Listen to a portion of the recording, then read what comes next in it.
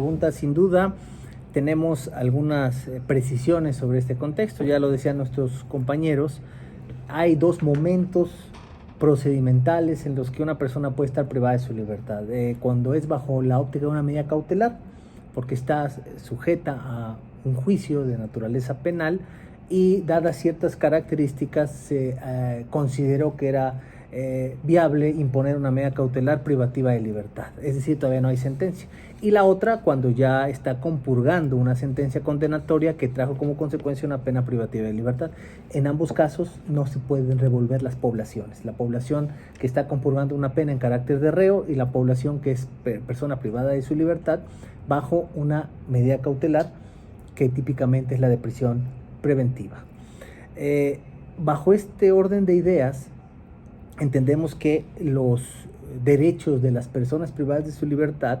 están salvaguardados no solo por la Ley Nacional de Ejecución de Sanciones y demás ordenamientos jurídicos aplicables, sino por el contexto internacional y diversos criterios que ha sentado la Suprema Corte y la jurisprudencia internacional. Sin embargo, las hipótesis de que una mujer pudiera ser violentada al interior de una prisión es más común de lo que pensamos. Lamentablemente, los centros penitenciarios, tanto federales como estatales, padecen de un rezago muy profundo de ingobernabilidad interna que típicamente se encuentran cooptados por los poderes fácticos y ante la insuficiencia del personal que sea capaz de contener al gran número de población, hay un autogobierno interno que en muchos de los casos deriva en violaciones sistemáticas a derechos humanos. Y las mujeres como grupo vulnerable en un contexto de esta naturaleza todavía son susceptibles de mayor afectación. Si a esto le sumamos que hay mujeres que pueden tener sus hijos dentro de la prisión porque ya estuvieran embarazadas fuera o porque tuvieran un embarazo en contra de su voluntad en el interior, o aquellas madres cuyos hijos desean visitarlas, bueno, todo eso está previsto en la Ley Nacional de Ejecución de Sanciones. Específicamente el artículo 10 marca los derechos de las mujeres privadas de su libertad que son madres o que dan a luz al interior de los reclusorios. Uno de ellos es el derecho a tener a su hijo hasta los 3 años de edad bajo lactancia, bajo cuidados, y el Estado estará obligado a proveerle los mecanismos necesarios de subsistencia y durante los primeros momentos de su aprendizaje la educación básica necesaria, porque más adelante, dice la propia ley, tendrán derecho a poder solicitar la ampliación de la custodia del menor en el reclusorio, siempre y cuando exista, no afecte el interés superior de niños, niñas y adolescentes. En este orden de ideas también vemos que hay una muy clara directriz que nos revela cómo el menor separado de su madre, en los casos, ojo, y lo dice claro la ley, en que no haya otra persona cercana o familiar que pueda ejercer la guarda y custodia del menor. Si está el padre, si está una tía, si está una abuela y tienen anuencia, pues desde luego que las condiciones de internamiento del menor forzosas, pues no procederían. Pero si no tiene a nadie más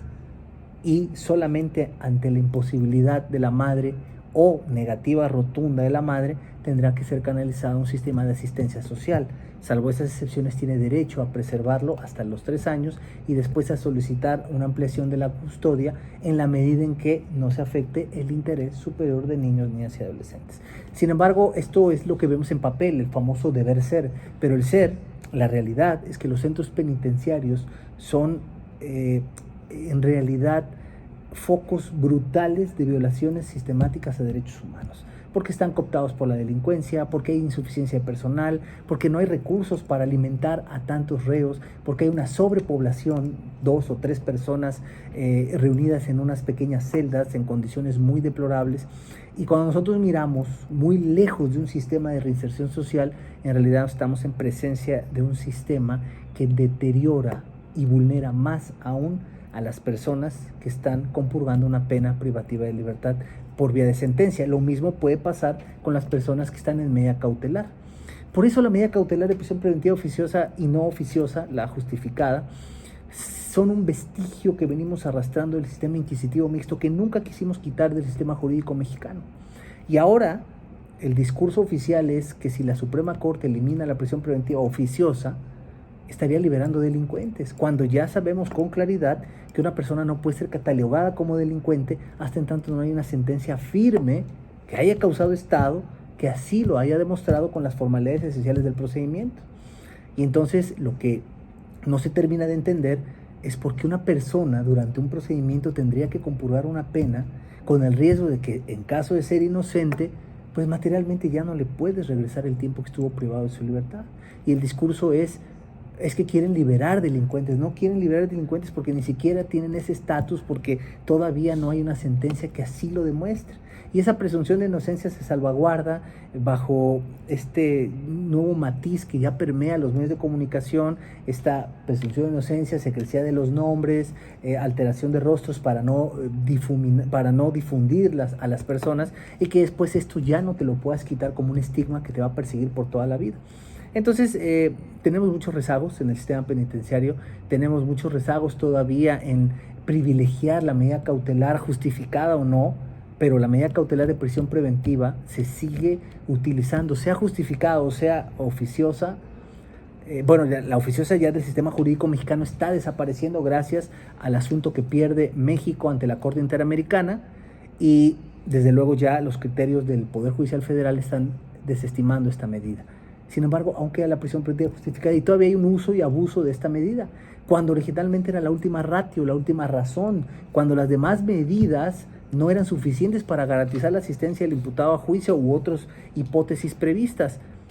Pero seguimos pensando que una persona señalada con unos cuantos indicios ya es delincuente, ya tiene que estar en la cárcel y desde luego ya tiene que empezar a pagar por un delito del cual todavía no se acredita que sea responsable penalmente. Entonces tenemos muchos problemas. En el caso de las mujeres están reconocidos sus derechos en las normas, la maternidad, la guardia y custodia de menores, pero no nos apartamos de la realidad en donde hay un gran problema fáctico